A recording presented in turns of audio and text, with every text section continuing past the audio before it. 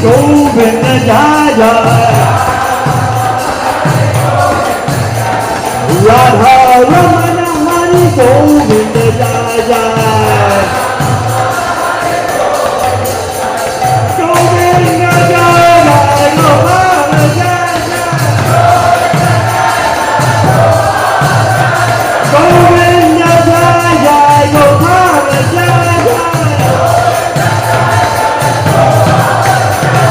Radha Ramana Hari Govinda Jaya Radha Ramana Hari Govinda Jaya Hare Krishna Krishna Krishna Hare Hare Hare Rama Hare Rama Rama Rama Hare Hare Krishna Krishna Hare Hare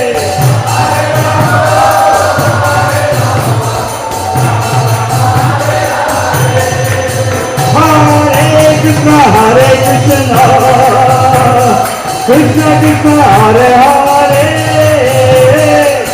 Hare Rama Hare Rama Rama Rama Hare Hare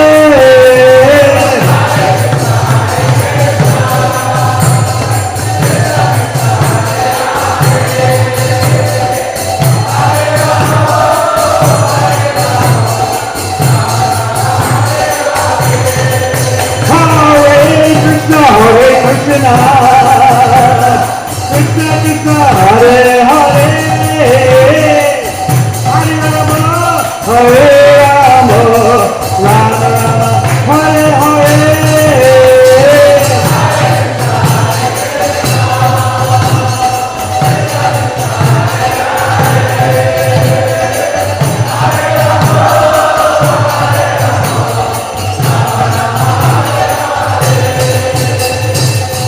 Hare Krishna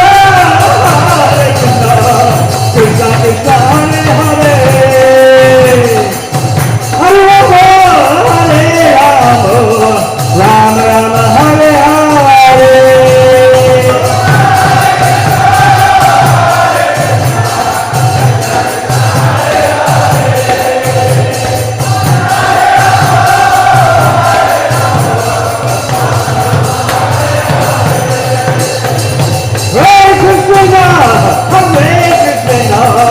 Krishna Krishna Hare Hare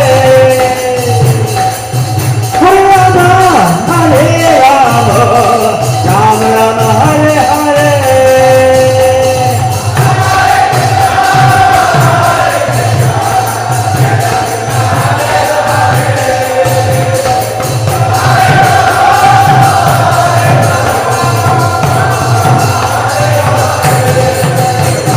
Hare Krishna Krishna Krishna Hare Hare Hare Rama Hare Rama Rama Rama Hare Hare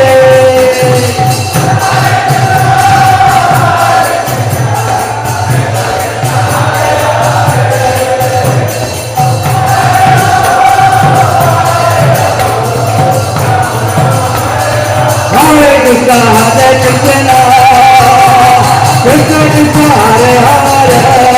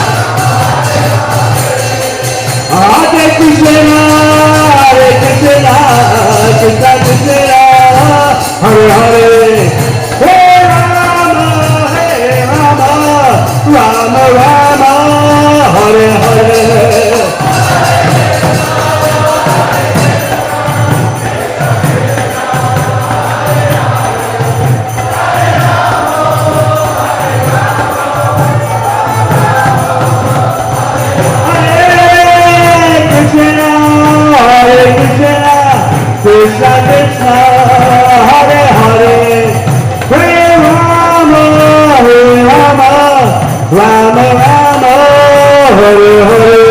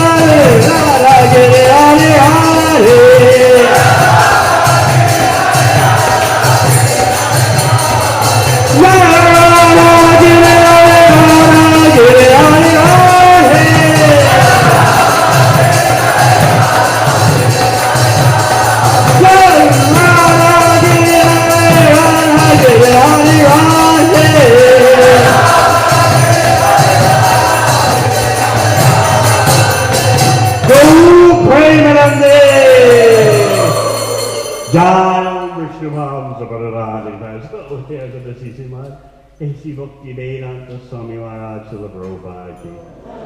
Jai Shabam Sapadarajika. So it is the CC Mat. Bhakti Siddhanta Saraswati Prabhupada ki. Ananta Koti Vaishnava ki. ISKCON founder Acharya Srila Prabhupada ki. Namacharya Srila Haridas Thakur ki. Praise Sakaho Shri Krishna Chaitanya Prabhu Nityananda Shri Advaita Gadadhar Shivasri Go Bhaktivinoda ki. Shri Shri Radha Krishna Gopina. Shamadwan Radhakrishna Giri Govardhan ki. Vrindavan Dham ki. Navadvip Dham ki. Ganga Mai ki. Yamuna Mai ki. Tulasi Devi ki. Bhakti Devi ki. Samaveda Bhakta Vrinda ki. No Premanande. All glories to some of the devotees. All glories to some of the devotees. All glories to some of the devotees. All glories to Sisi Guru Gauranga.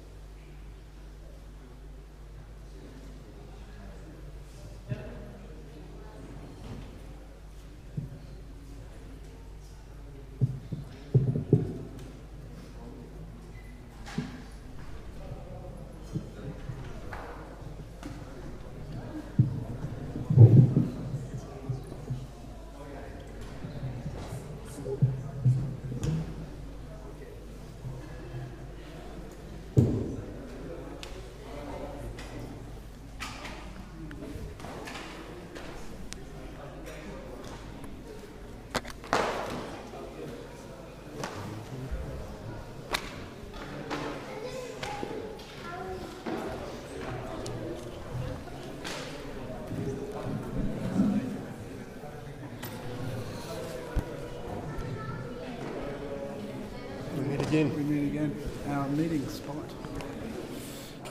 Hare Krishna.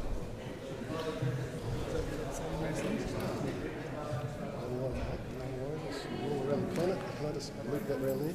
Yep.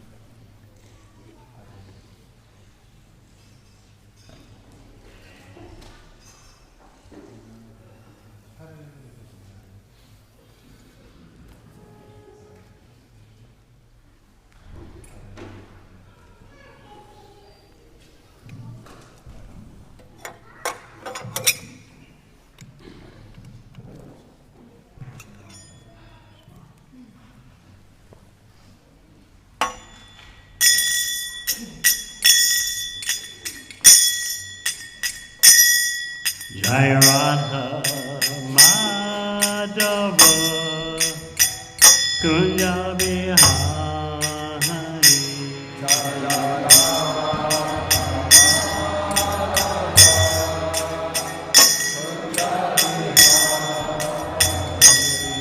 Jai Radha Madhava Kunja Bihari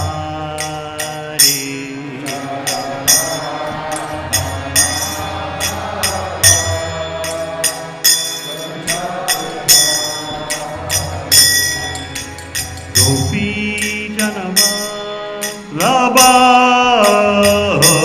Girdhari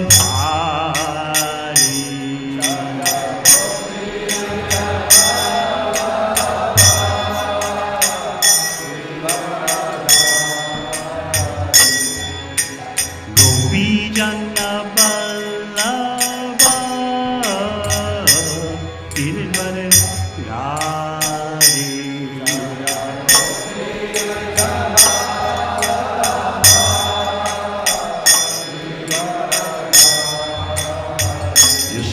Yashodanandana Braja Janaranjana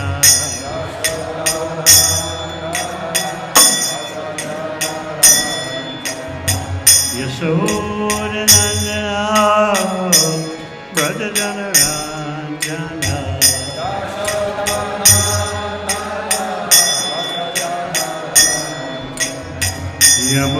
Yamunatira Vanachari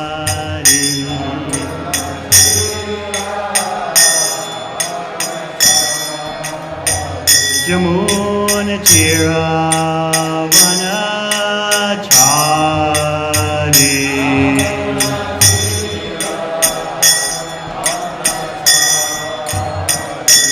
Jai Radha Madhava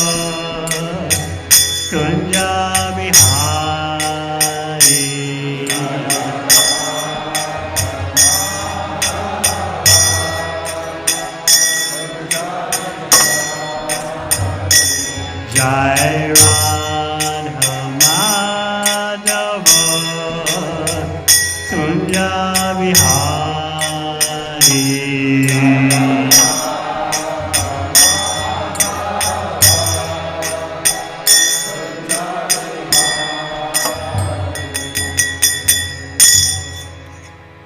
Jayam Shivam Samdalajikta Stota Shri Srimadesi Bhakti Vedanta Swami Maharaj Prabhupada Ki Jayam Shivam Samdalajikta Stota Shri Srimad Bhakti Siddhanta Saraswati Prabhupada Ki Go Premanandi.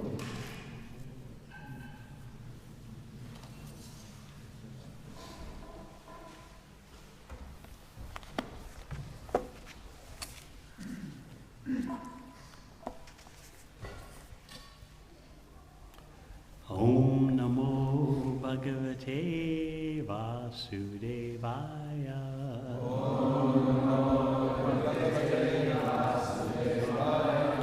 Om Namo Bhagavate Vasudevaya.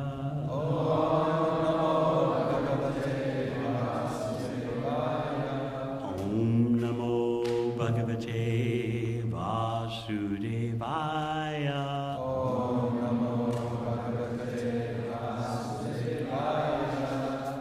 Srimad Bhagavatam, 3rd Canto, Chapter 29, Explanation of Devotional Service, Text 30, and we'll do 31 also.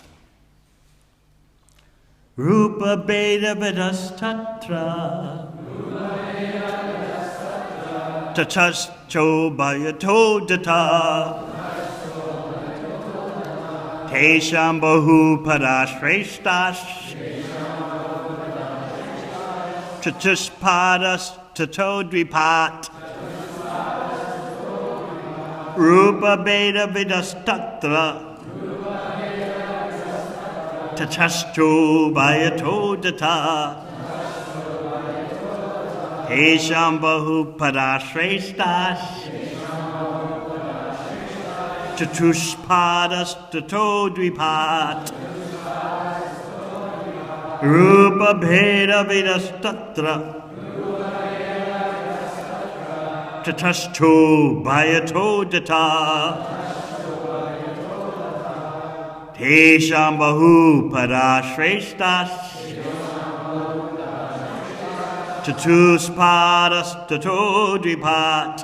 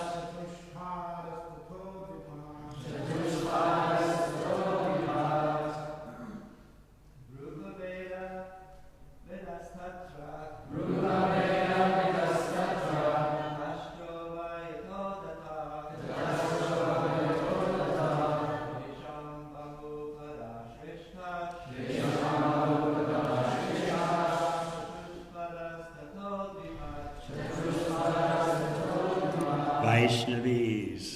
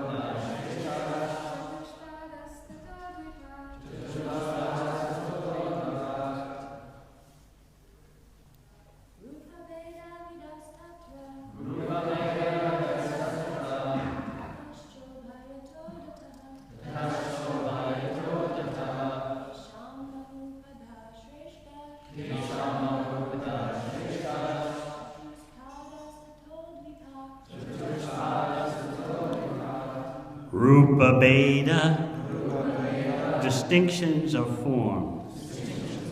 Vida, those who perceive. Tatra, then them. Tata, then them. Cha, and. Ubayata, in both jaws. Data, those with teeth. Tesham, of them. Buhupada, those who have many legs. Shreshta, better. Chatupada, four-legged. Tata, then them. Dripat, two-legged. Translation. Better than those living entities who can perceive sound are those who can distinguish between one form and another. Better than them are those who have developed upper and lower sets of teeth. And better still are those who have many legs. Better than them are the quadrupeds, and better still are the human beings. Purport. It is said that even certain birds, such as crows, can distinguish one form from another. Living entities that have many legs, like the wasp, are better than the plants and grasses, which have no legs. Four-legged animals are better than many-legged animals, and better than the animals is the human being who has only two legs. Text 31. Among human beings, the society, which is divided according to quality and work, is best. And in that society, the intelligent men who are designated as brahmanas are best. Among the brahmanas, one who has studied the Vedas is the best. And among the brahmanas who have studied the Vedas, one who knows the actual purport of Veda is the best. Purport. The system of four classifications in human society, according to quality and work, is very scientific. This system of brahmanas, kshatriyas, vaishyas, and sudras has now become vitiated as the present caste system in India. But it appears that this system has been current a very long time, since it is mentioned in Srimad Bhagavatam and Bhagavad Gita. Unless there is such a division of the social orders in human society, including the intelligent class, the martial class, the mercantile class, and the laborer class, there is always confusion as to who is to work for what purpose. A person trained to the stage of understanding the absolute truth is a brahmana. And when such a brahmana is Vedagya, he understands the purpose of Veda. The purpose of Veda is to understand the absolute. One who understands the absolute truth in three phases, namely Brahman, Paramatma, and Bhagavan, and who understands the term Bhagavan to mean the Supreme Personality of Godhead, is considered to be the best of the Brahmanas or a Vaishnava. Translations again. Better than those living entities who can perceive sound are those who can distinguish between one form and another. Better than them are those who have developed upper and lower sets of teeth. And better still are those who have many legs. Better than them are the quadrupeds, and better still are the human beings. Among human beings, the society which is divided according to quality and work is best. And in that society, the intelligent men who are designated as brahmanas are best. Among the brahmanas, one who has studied the Vedas is the best. And among the brahmanas who have studied the Vedas, one who knows the actual purport of Veda is the best. Om Agyanatimirandasya Gyananjana Shalakaya Chakshun Militang Yena Tasmai Shri Gurave Namaha. Jai Shri Krishna Chaitanya Prabhu Nityananda Shri Advaita Gadadhar Shivasati Gaur Bhaktavrinda. Hare Krishna, Krishna Krishna, Hare Hare, Hare Rama, Rama Rama, Hare Hare. Lord Kapila Dev is ranking the various living entities according to how much consciousness their particular form allows. Just like you can rank lampshades in terms of how much light the lampshades allow to spread in a room. Now this may be surprising because up until this point, Lord Kapil Dev has sternly admonished neophyte devotees that if they're simply worshiping the deity in the temple and don't know how to deal with other living entities, then their position is materialistic, unrefined, and actually offensive. Lord Kapila Dev, as the Yogeshwar, the master of the yoga system, is teaching how to see the supersoul in all living entities. And as Krishna explains in Bhagavad Gita, one who understands the supersoul to be present in all living entities does not degrade himself, herself, by the mind. So this seems to imply non-discrimination. We should embrace all living entities because every living entity has the supersoul present. As Krishna also explains in Bhagavad Gita, Pandita Samadarshana. Someone who's truly learned sees the equality of all living beings regardless of their form, because present in all living entities is the Atma, the soul, and the Paramatma, the supersoul. Obviously, though, there are bodily differences. What you're hearing today is now Lord Kapil Dev pointing out that there should be a system to organize at least human beings in terms of their bodily differences so that everyone can make spiritual advancement to understand you're not the body. So therefore he's saying, among human beings, the society which is divided according to quality and work is best. And then he goes on to rank within that society which is divided according to quality and work. And of course, he's referring here to the Varnashrama system, in which human beings are classified according to their propensity, their material occupational propensity. Even today, most people think that this system being referred to here is the caste system, the notorious caste system, in which people are classified by birth, and which is still prevalent in India today due to a misunderstanding and misapplication of the Vedic yogic knowledge. Krishna in Bhagavad Gita, as you know, says the classification should be based on guna and karma, the quality that a human being has and the particular activity the human being is doing. Not that one is imprisoned in a particular so-called caste according to one's birth.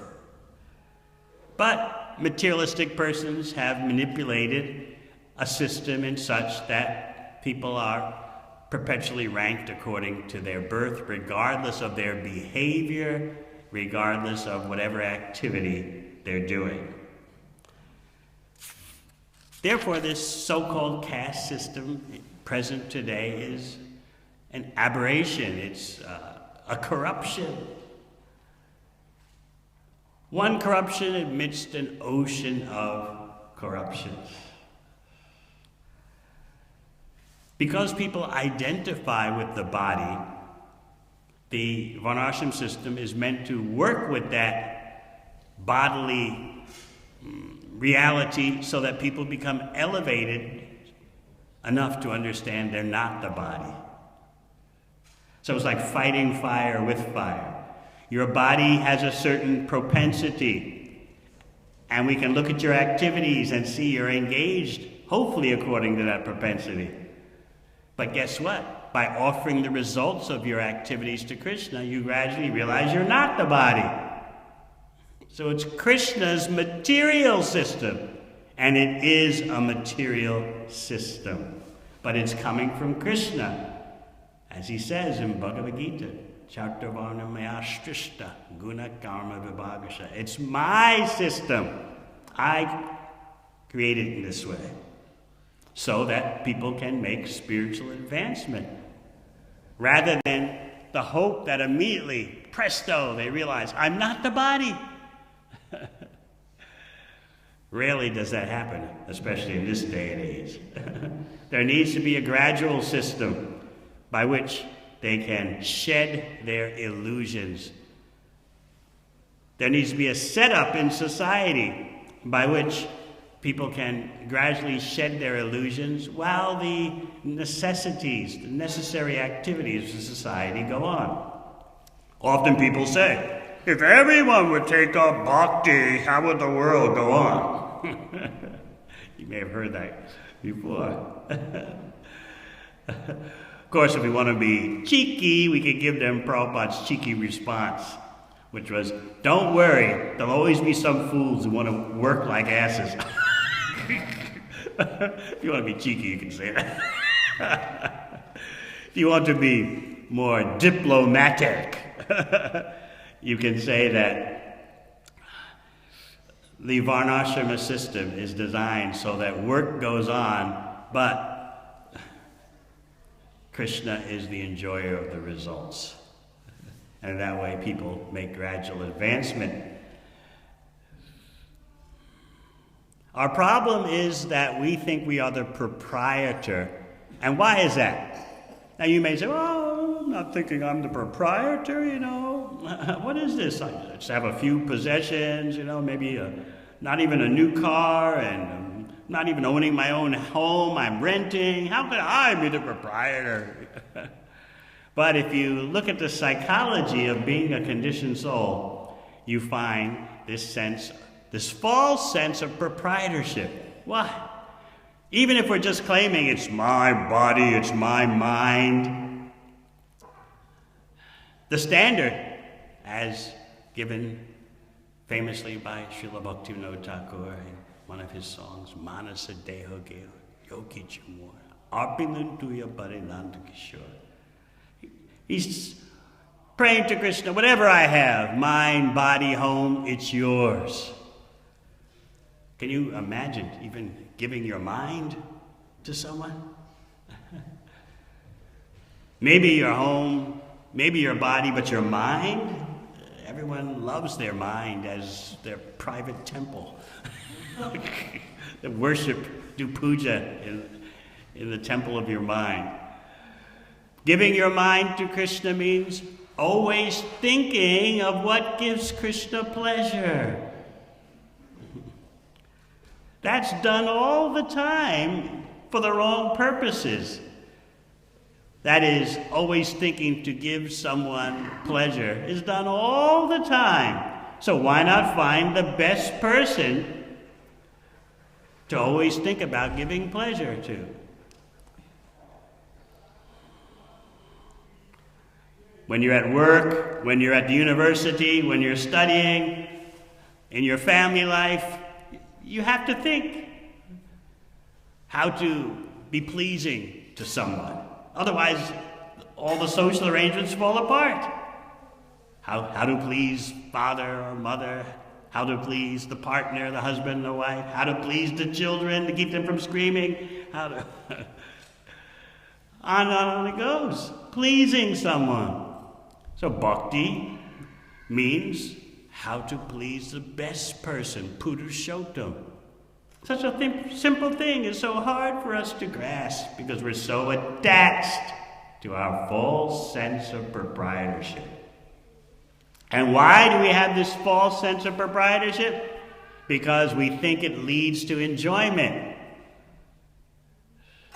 So we put a halo around our false sense of proprietorship. It's not so bad. I mean, as long as it doesn't get carried away, as long as you don't get too greedy, you know, it's not so bad to have this mental conception of proprietorship. Why do we think it's not so bad? Because it's needed. That conception of false proprietorship is needed in order to enjoy. And we all want to enjoy, right? And in the material world, if you want to enjoy, you have to have some control. And proprietorship means control. Now I hope things start to become more clear. With proprietorship, you might say, well, I don't have anything.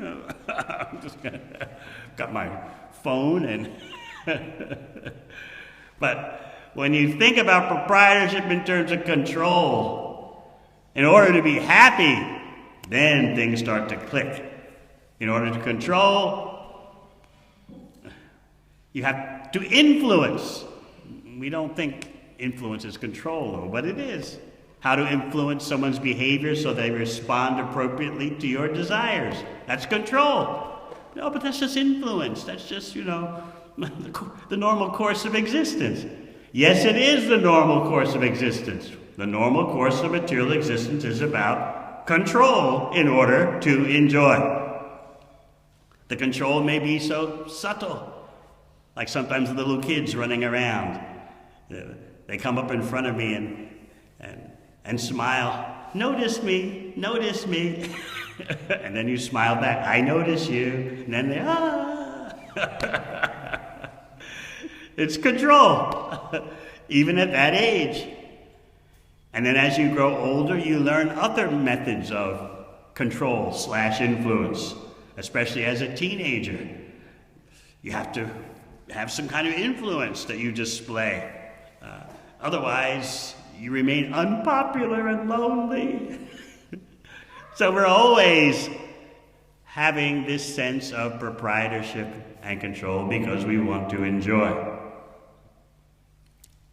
The essential understanding that Srimad Bhagavatam gives is that we're too tiny to fully enjoy on our own. We're too tiny to even adequately enjoy on our own. The example given in one purport in this chapter is a poor person has the desire to enjoy, as well as a rich person has a desire to enjoy. But they can't enjoy the same quantity. Their resources are different.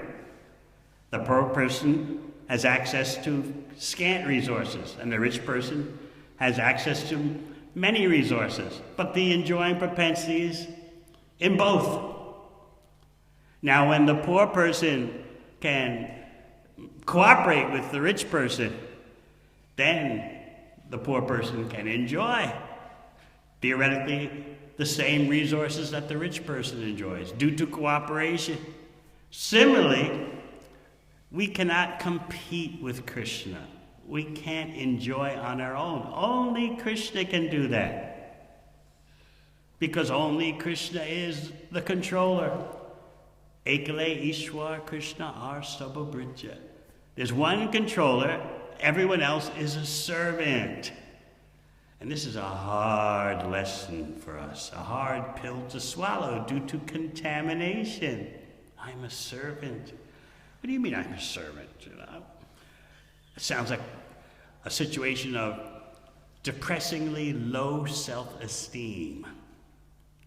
But that, as you know, is what's going on in existence. We're always a servant. We can't enjoy without cooperation with Purushottam, the supreme enjoyer. Then we enjoy equally with Krishna by virtue of our cooperation with Krishna. That is the secret of the spiritual world. Everyone is enjoying equally with Krishna, at least equally, because of the harmony of pure love.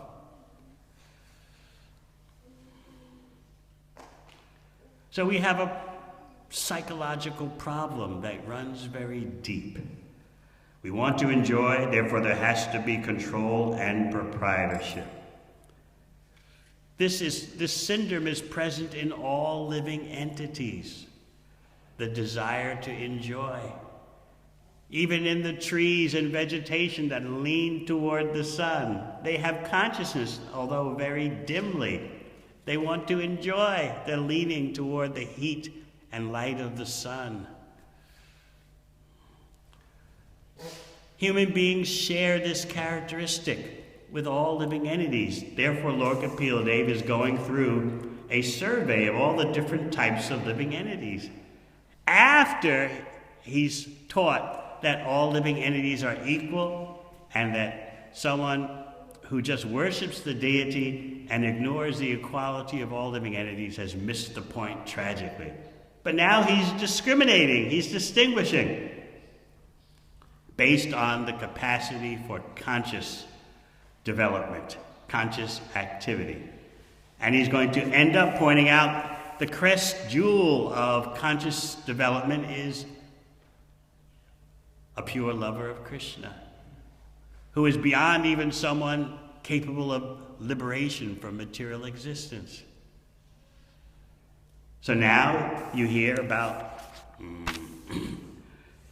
among intelligent persons, one who's a Brahmana is best. Among the Brahmanas, one who has studied the Vedas is the best. Among the Brahmanas who have studied the Vedas, one who knows the actual purport of the Veda is the best. And better than that person is the one who knows, one who can dissipate all doubts. And better than that is one who strictly follows the Brahmana lifestyle. And then one who's liberated, and then one who's a pure devotee. A pure devotee, you'll hear in text 32, executes devotional service without expectation of reward.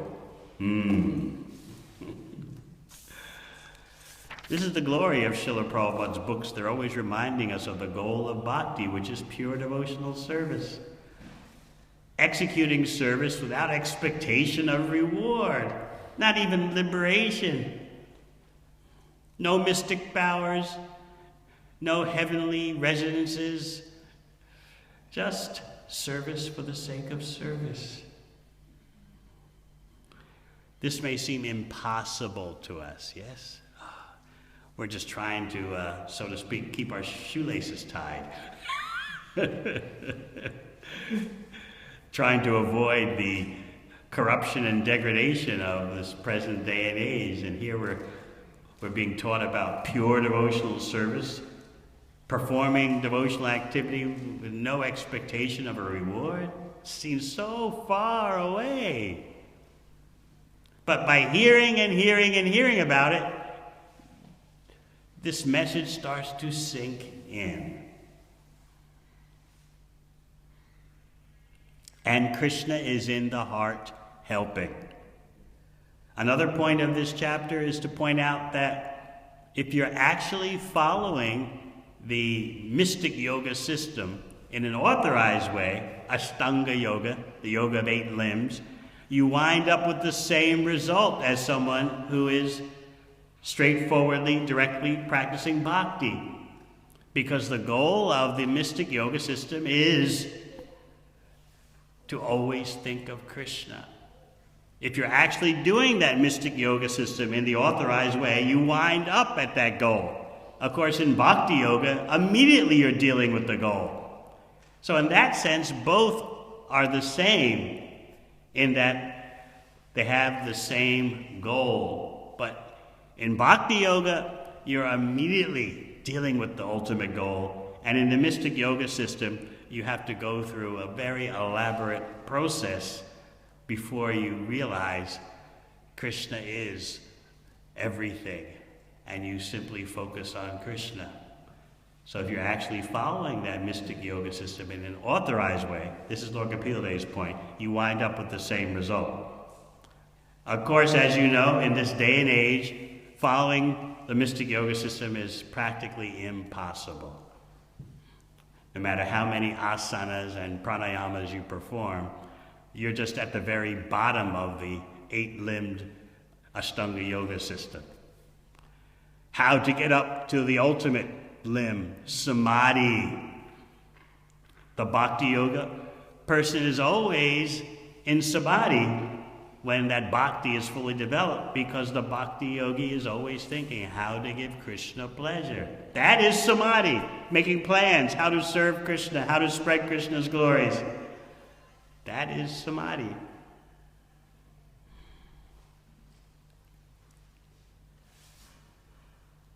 It seems so far beyond us, the goal of pure devotion. But remember, the super soul is in everyone's heart. And Krishna is helping. First of all, the super soul is neutral. And this is something that often even our own devotees have a hard time understanding, the full import that the super soul is neutral. People ask, why is this world going on? Why does Krishna allow such a massive illusion to continue? But if you understand truly that the super soul is neutral, then you understand why material existence happens. If the super soul is actually neutral, he has to allow for circumstances in which you can act independently. Because you can't do it for yourself. You can't fulfill your own desires. This is how helpless we are. So therefore you have the material existence as a chance for you to display a particular choice, which you've independently made. The existence of that choice is the neutrality of the super soul. Oh, you want this? What can I do? All right. I don't advise it, but you want it. Here it is. Use your independence. Otherwise, what's the meaning of independence if there's no possibility of a choice other than devotional service? Where's your independence? Therefore, there has to be Maya. Otherwise, you have no independence. So the existence of the material world is verification of the super soul's neutrality. There has to be an option. Otherwise, how can you be said to have independence if you have no option?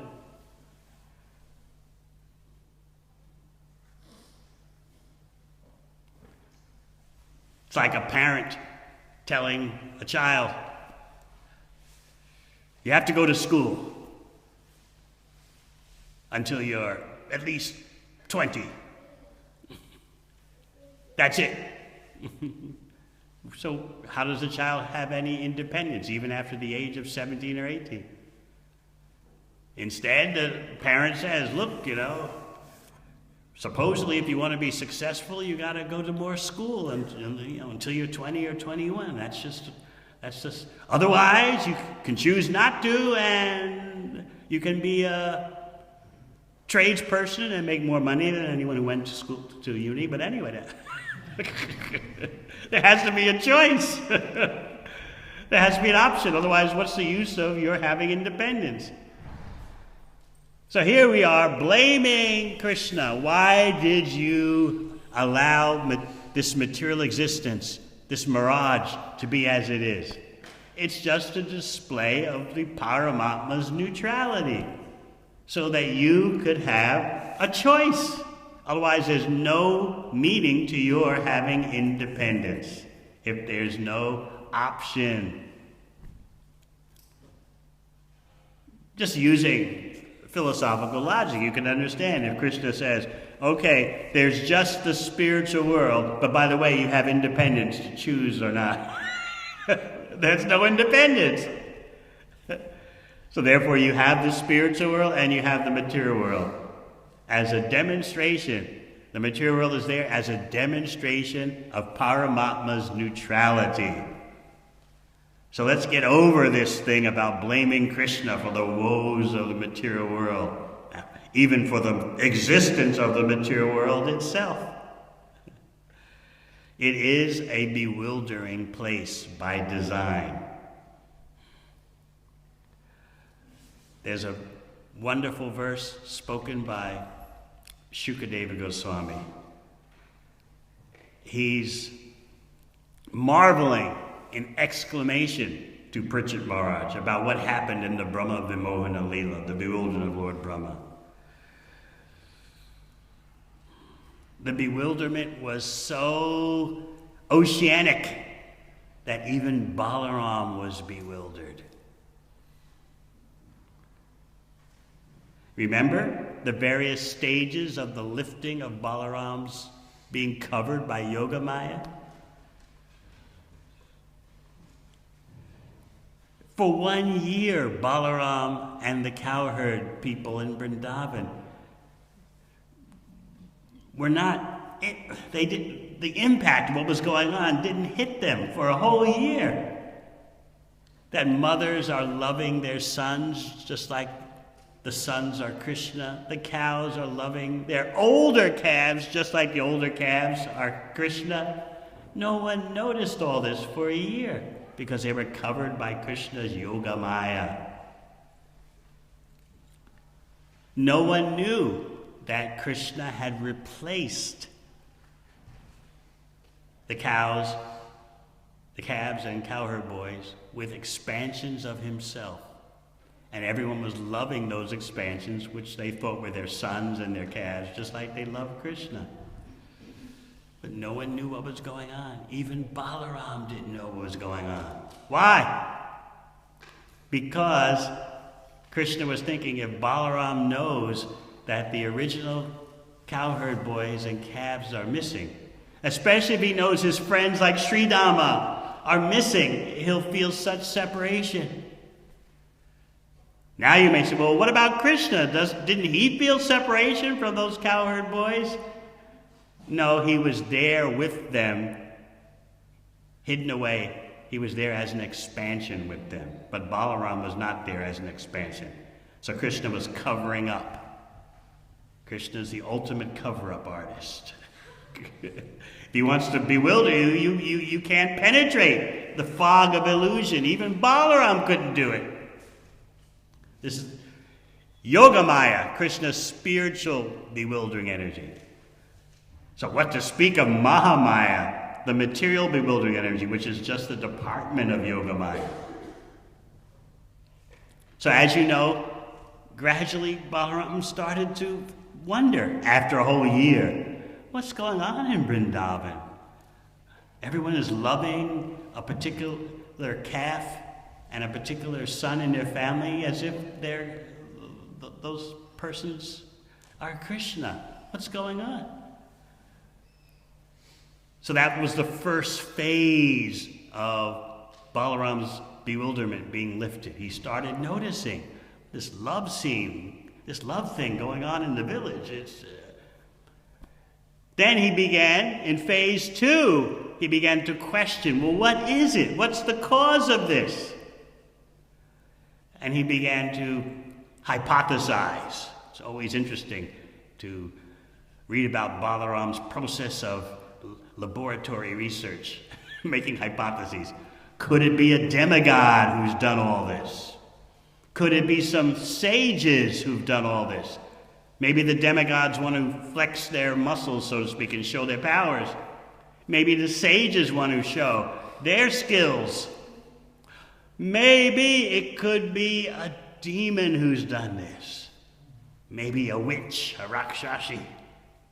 No, that can't be possible. I'm Balaram. No demon can bewilder me.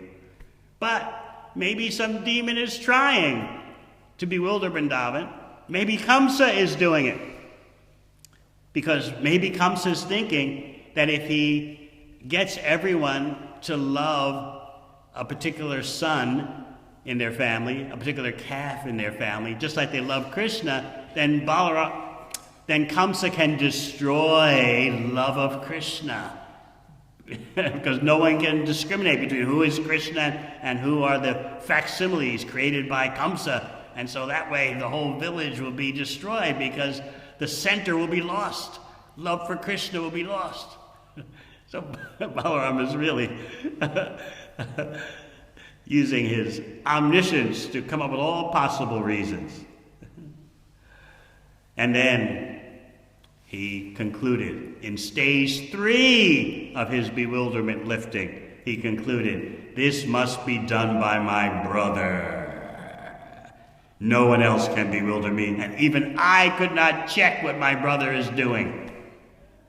So that led to stage 4 of Balaram's bewilderment being lifted. Krishna showed him that these cowherd boys and calves were actually Vishnu expansions.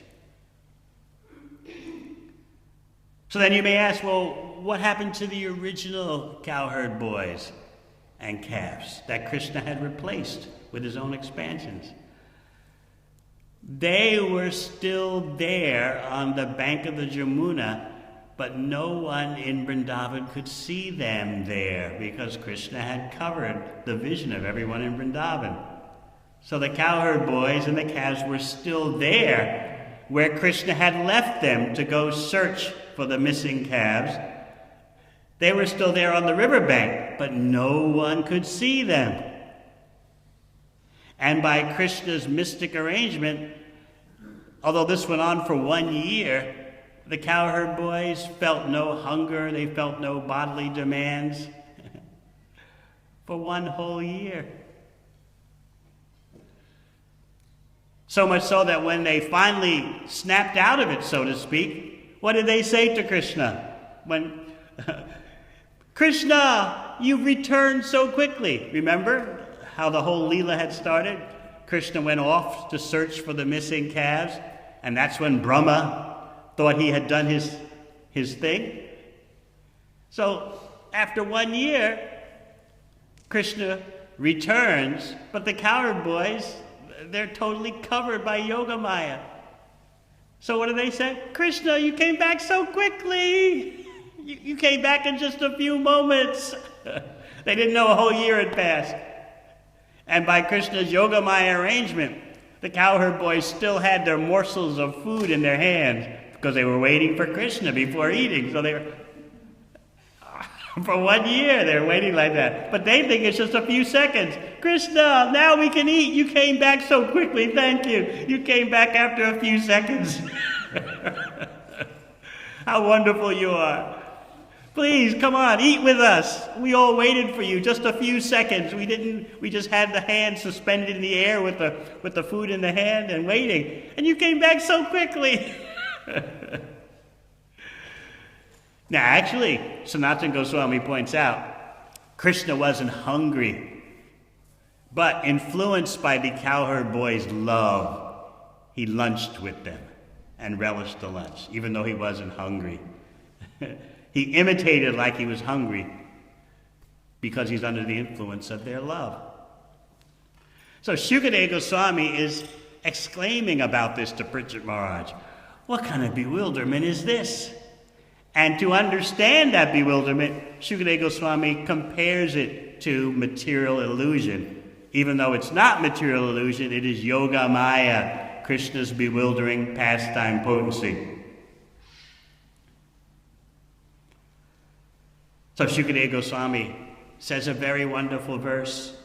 Kim kim na vismarantiha maya mohita chetasa. When you're under the influence of the Lord's illusory energy, what is it that you don't forget? It's a different way of looking at things. Not what is it that you remember, it's what is it that you don't forget. In other words, the stress, the emphasis is on the energy of illusion, which causes forgetfulness. It's a different way of looking at things. We think, well, what did I remember? And Shukadeva Goswami is saying, what have you not forgotten? So he's exclaiming like this, enthusiastically to Parikshit Maharaj. What indeed is not forgotten by those whose minds are bewildered by the Lord's illusory energy? By that power of Maya, this entire universe remains in perpetual bewilderment. Perpetual bewilderment. And in this atmosphere of perpetual bewilderment, of forgetfulness, who can understand their own identity? So he's comparing the effects of Yogamaya with Mahamaya. It's all bewilderment, of course. One energy is bewildering within Krishna's pastimes, and the other energy is bewildering those within material existence.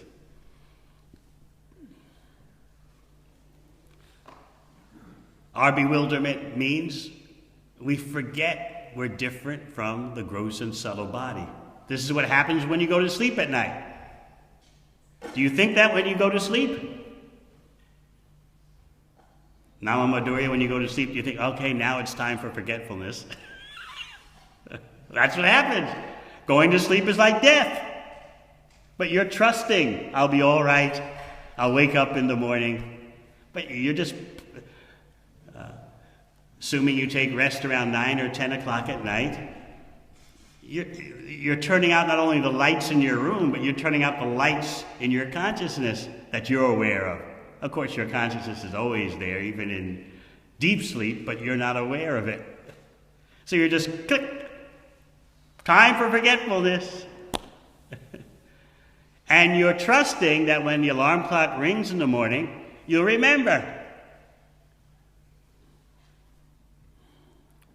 There are ailments, sicknesses, injuries that people get in which they can't remember who their associates are, and they can't even remember much about themselves.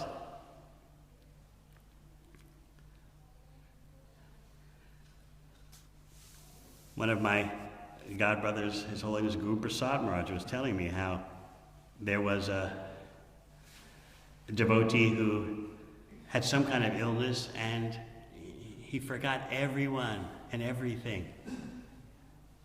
And this was lasting for several weeks. He's in the hospital. And then Guru Prasad Maharaj came and visited him and was chanting Hare Krishna next to him. And suddenly the devotee, everything clicked, the lights went on. Maharaj! And the doctors were like, what's going on here? Is it kind of voodoo or... Krishna is in everyone's heart. Sarvasya chaham hridi sanivishta. He is the cause of knowledge, remembrance, and forgetfulness. And material existence means forgetfulness. So Shukadeva Goswami is exclaiming, like, wow, kim kim na vismarantiha. What indeed is not forgotten in this atmosphere of forgetfulness? In other words, it's a miracle you remember anything that's important. Everything is forgotten. And you think, we are these bodies. Because we're in an atmosphere of perpetual bewilderment. But due to pride, we think, oh, I'm expert, I'm competent, I'm making my way through life. I have a bit of proprietorship, a bit of control, therefore a bit of enjoyment, a bit of happiness. We're swimming in an ocean of forgetfulness. And we can't do that without Krishna's help. So therefore he says in Bhagavad Gita, from me not only comes knowledge, but also comes forgetfulness. As we often point out, if you want to forget Krishna, you can't do it without his help. Just as if you want to remember Krishna, you need his help. If you want to forget Krishna, you have to be covered. If you want to remember Krishna, you have to be uncovered. But we're so tiny, we can't do any of that on our own. This is how insignificant we are. And we think we're so great. Why do we think we're great? Because we have pride that with my mind, body, and senses I can enjoy. That is the symptom of our pride. The false confidence. I've got abilities, tools, and mechanisms for enjoyment. So this false pride causes more forgetfulness. And in this way, our existence in material life goes on and on and on for billions of years. So just think it when you go to sleep at night. You are surrendering to forgetfulness even more. During the day, we're also in forgetfulness. We don't know who we are or why we're here. And then you go to sleep at night and you surrender to the deep fog of forgetfulness. But you're optimistic you're going to wake up, right? Yeah. I'll wake up and everything will just be. So death is like that. You go to sleep at the time of death and you wake up, but in another body. But we don't care about that. Well, that's in the future. Whatever body I'll have, things will work out, you know. We don't take the whole process of changing bodies very seriously. To help us, Lord Kapil Dev is pointing out the different gradations of the body, of the collection of bodies.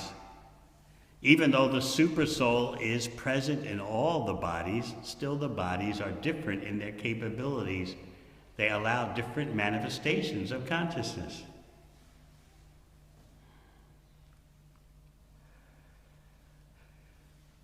So Balaram is giving his own testimony in Vrindavan. Only Krishna could have bewildered me, and even I could not stop Krishna's bewilderment. My younger brother has done this. In other words, so what if Brahma, Adi Kavi, the original intellectual universe, so what if he's bewildered? Even Balaram was bewildered. And then his younger brother, Krishna, explained everything to him. This is what's going on, Balaram. I wanted to cover up the missing situation of the cowherd boys and calves.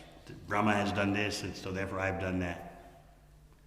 But the original cowherd boys and calves were just right there on the riverbank in the Vrindavan forest, but no one could see them.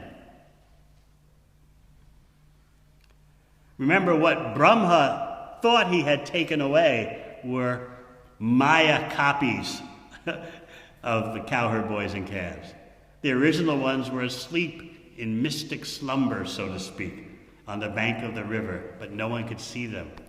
And Krishna was there with them as an expansion.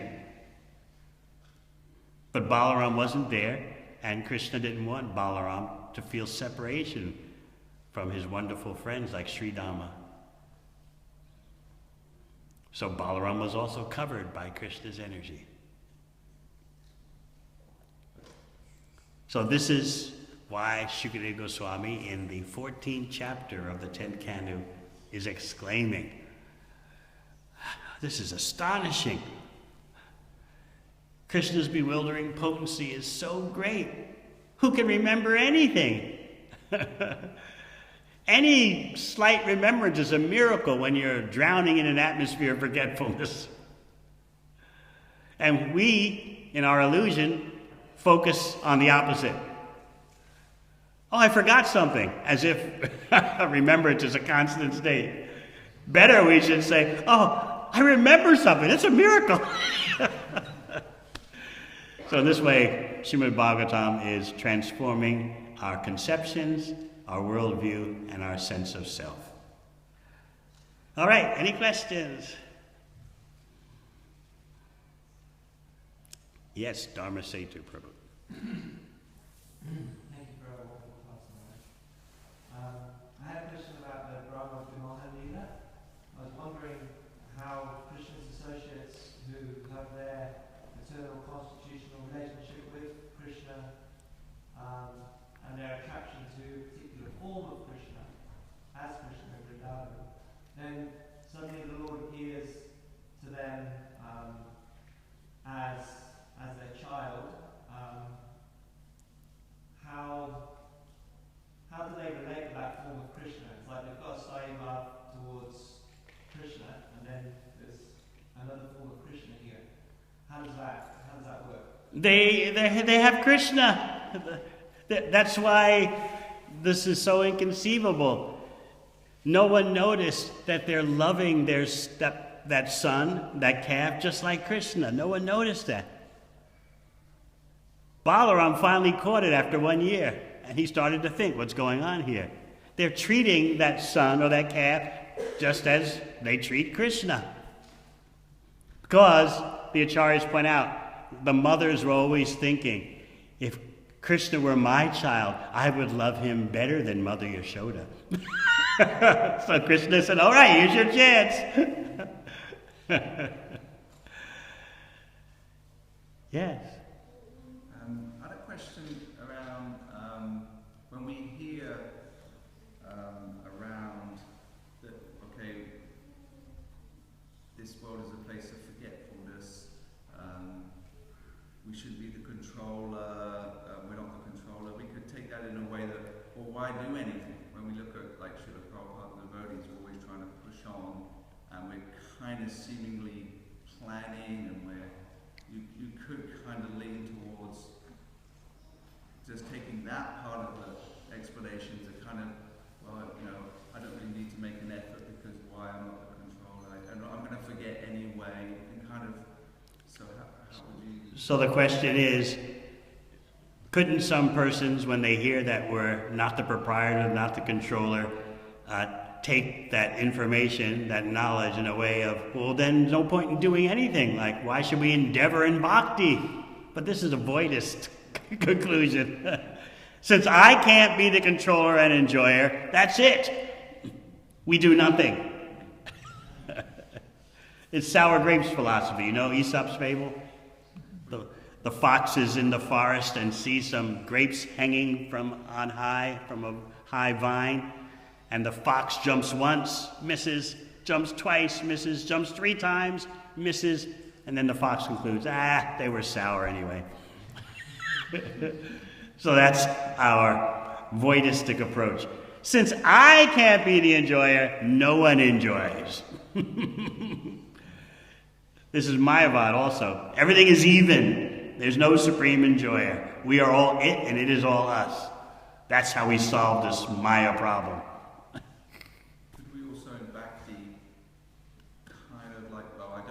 I'll just make enough effort. I know I've got to make an effort, but ultimately I'm going to die anyway, so I'll just make enough. In terms of, obviously we see, like, how much effort and planning and thinking he was doing. So why would someone think I should just make a minimal effort since I'm going to die anyway? Love means you want to give everything to the beloved. Bhakti is about the love supreme. Find any person who says like that and wait till they get in a relationship and they tell their partner, well, I'll just do the minimum. Tell it to your wife. Since we're all going to die anyway, I'm just going to do the minimum in this relationship. Minimal money, minimal talking, minimal empathy, everything minimum, See how long the relationship lasts. How long do you think it's going to last? Not long at all. You've got to, in fact, in the way existence usually goes on, you've got to promise the maximum. Even though you can't fulfill it, you still have to promise the maximum. I'm going to do this, there's going to be that, this, that. But minimum, oh my goodness.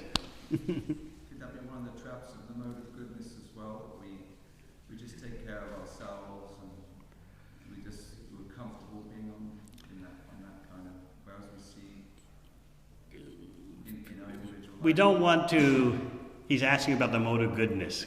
Couldn't it make you comfortable and without any drive for pleasing Krishna? We don't want to decry the mode of goodness. We could use a bit more of that. At the same time, the Vaishnava, the Bhakti Yogi, recognizes the mode of goodness as a stepping stone. It's not a permanent perch. Even the neophyte in Bhakti is actively engaged in devotional service. And gradually you come up through the modes, and then the goal is going beyond even the material mode of goodness. But we don't want to minimize the value of even the material mode of goodness. We could do with a bit more of that.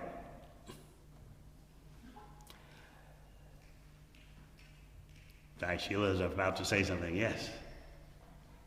Two things. Just comment on that last point that sometimes the more goodness masquerades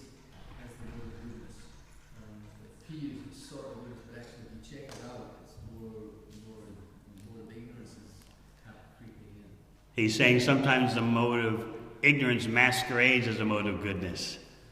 I'm detached. I'm not endeavoring for anything. Let me sleep nicely.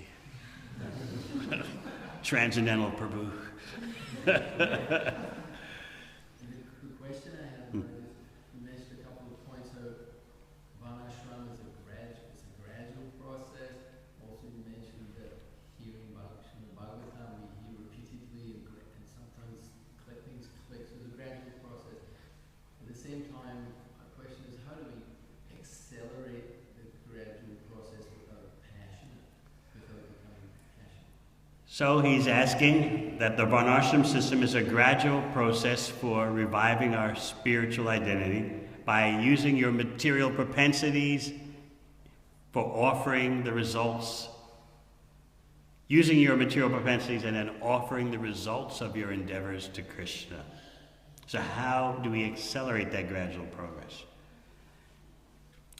The Shastra instructs us that if you perform your duties in the Varnashrama system perfectly, but you haven't developed an attraction for hearing and chanting about Krishna, then your position is hellish. You've missed the point. So you accelerate your progress through this gradual system by developing an attachment for hearing about Krishna, chanting about Krishna, and especially, as we've heard in verses preceding, by distributing Krishna to others, the greatest charity. That is the way to attract Krishna's attention. This is what Lord Chaitanya has ordered. Wherever you go, whomever you meet, teach the science of Krishna. Do something. Give a Bhagavad Gita to the Prime Minister. Do something.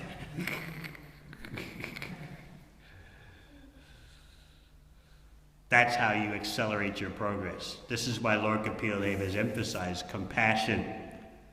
He's saying if you just keep yourself locked up, so to speak, in temple consciousness and don't distribute the mercy of Krishna, then you are a materialistic devotee.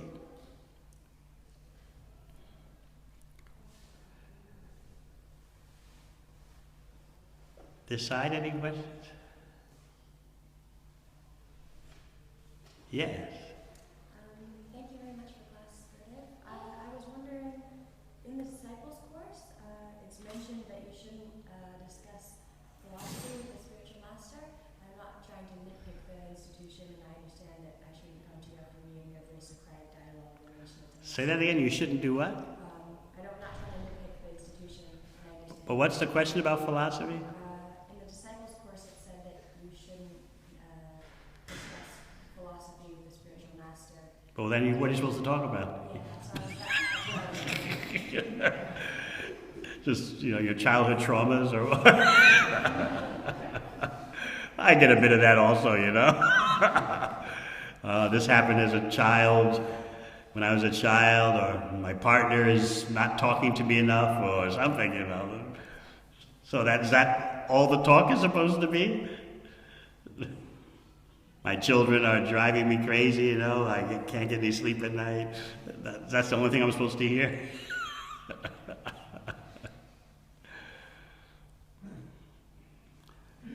So I can't vouch for the particular human beings who may have put that in the course. I can vouch for what's there in Bhagavad Gita and Srimad Bhagavatam, but I can't be responsible for everything that someone says. I'm sure they meant well, and maybe it just didn't come out right, you know what I mean? What do you think? It just probably didn't come out right. They probably meant, talking about just kind of every mundane, just not philosophy that people hear. I don't know what that means also. I mean, you can bring things up. I heard such and such. What about this? What about that? So I really don't know what that means.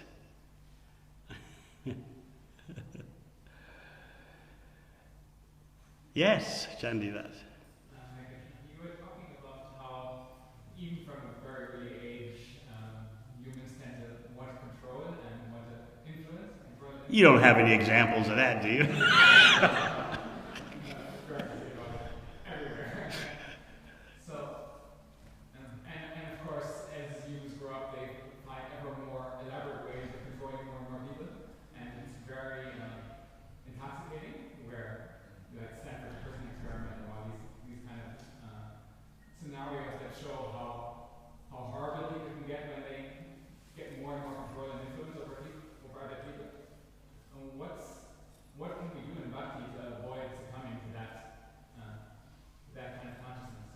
That's why we have devotional service.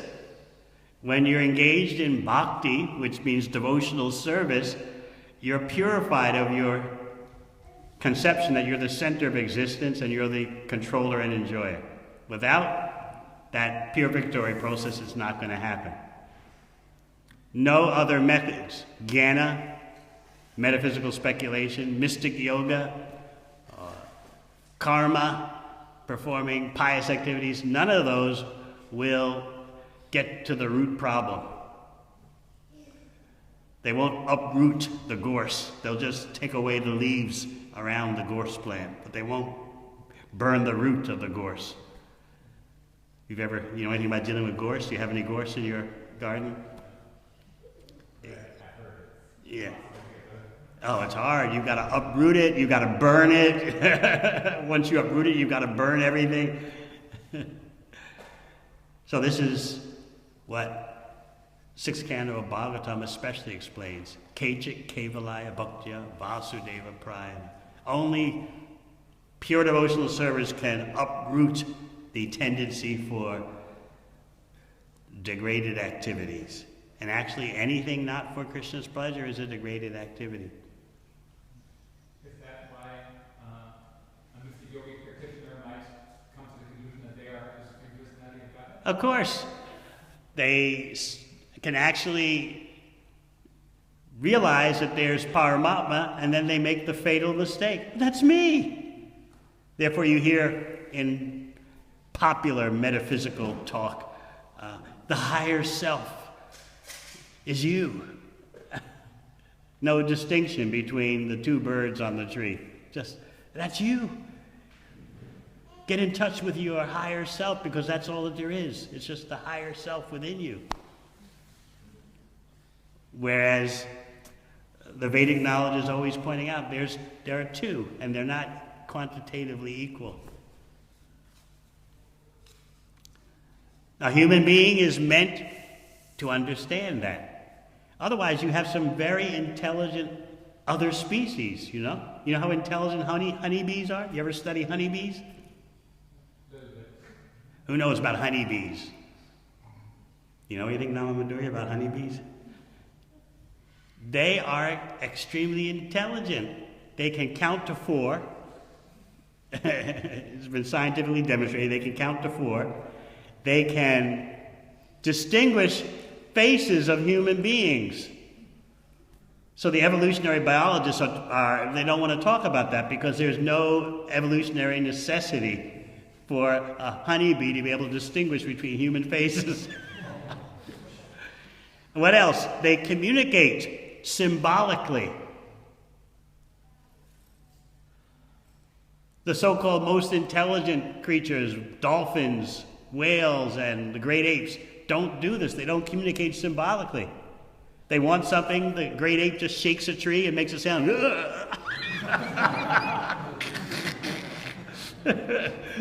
But bees communicate symbolically. They have a dance called a waggle. And according to how the honeybee in the hive dances, to the right, to the left, up or down, that lets the other honeybees know there's some nectarian pollen in this direction, this many kilometers away. Just by the dance of the honeybee. They don't need GPS.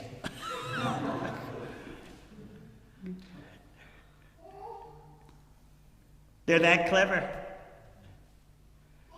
So what is the use of a human being if he or she simply pursues economic goals? The animals can do it better. Beehives and ant colonies are much better organized in human society. Division of labor, all kinds of things going on. So this is why Lord Kapil Dev is giving these rankings of the different types of bodies and different types of human beings. Yes? Raj was thinking about choice, that there is independence in this world, and that is a proof of Krishna's neutrality. And in your book Bhakti Baba, you're writing about how we can actually start to develop our emotions as a servant of Krishna by making the right choices. So I was just wondering that at every moment we have a choice. But then the force of habit is so strong that in spite of knowing that this is the right thing to do at this time, we can still be overcome by the force of habit. Yes, this is Arjuna's discussion with Krishna in the 6th chapter of Bhagavad Gita.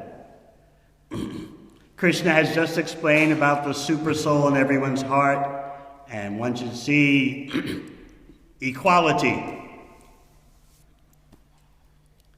See the equality of everyone's happiness and distress. Although the package differs according to one's karma. In other words, see that everyone is actually a servant, regardless of their individual wrappings of happiness and distress. See all living entities as equal spiritually, even though the bodies are different. So, Arjuna basically says, well, look, I can hold on to that realization for 2 or 3 days. But, when I look at Duryodhana and what he's done, when I look at the Kauravas, how am I supposed to maintain this equality, this equal vision attribute? It's not possible.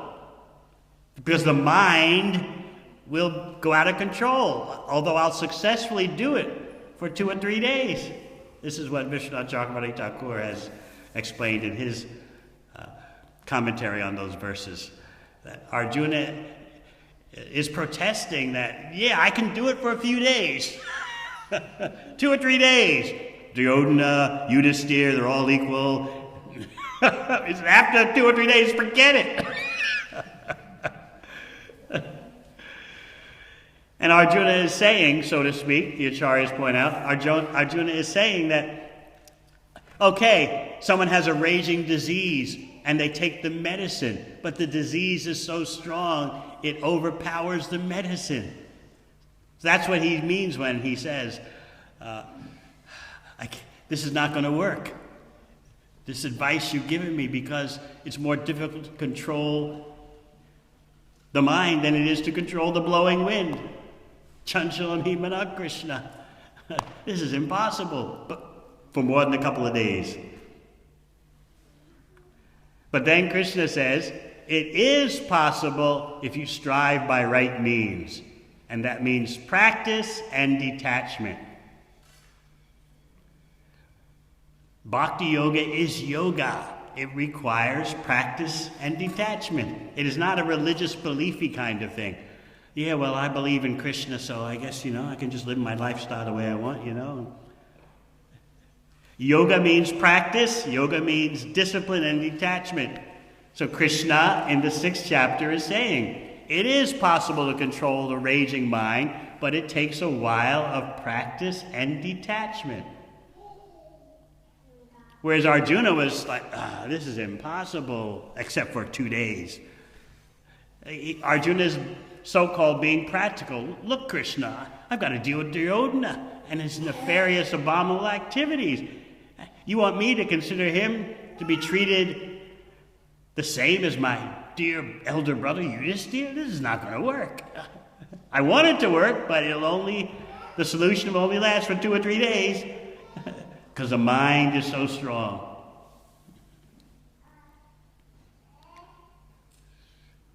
There's a lot going on in Bhagavad Gita.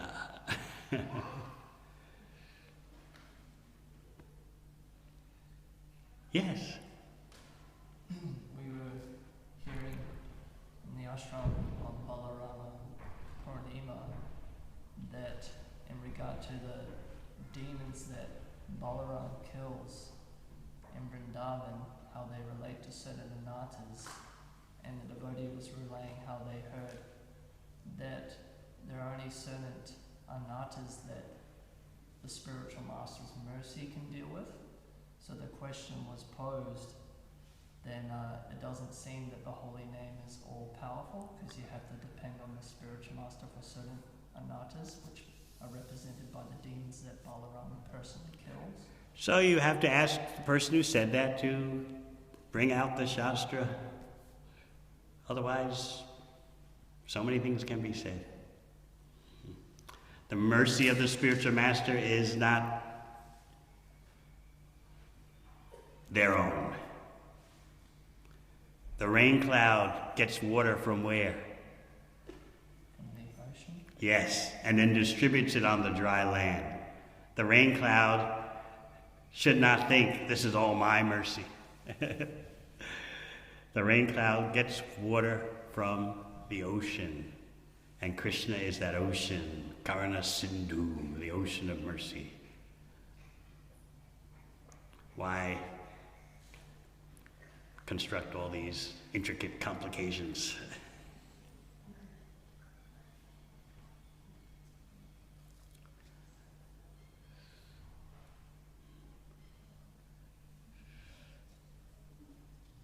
The land is dry, the rain cloud pours the water down and nourishes the plants suffering from a drought.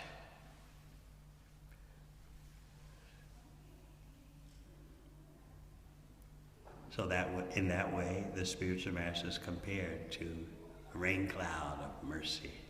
But the mercy is coming from the ocean of Krishna's mercy. So in that way, the guru is he's just delivering what's coming from Krishna.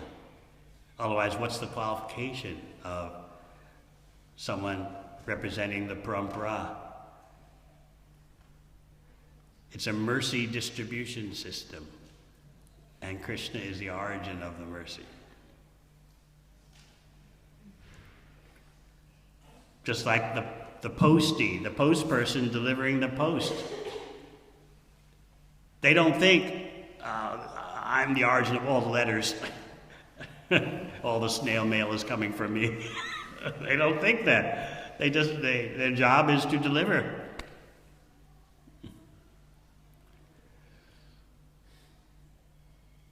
So these are the fundamental principles.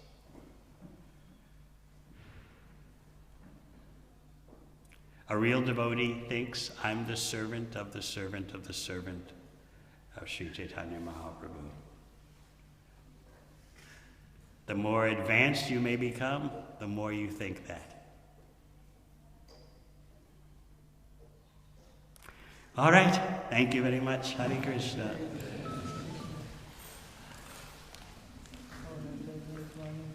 Yeah.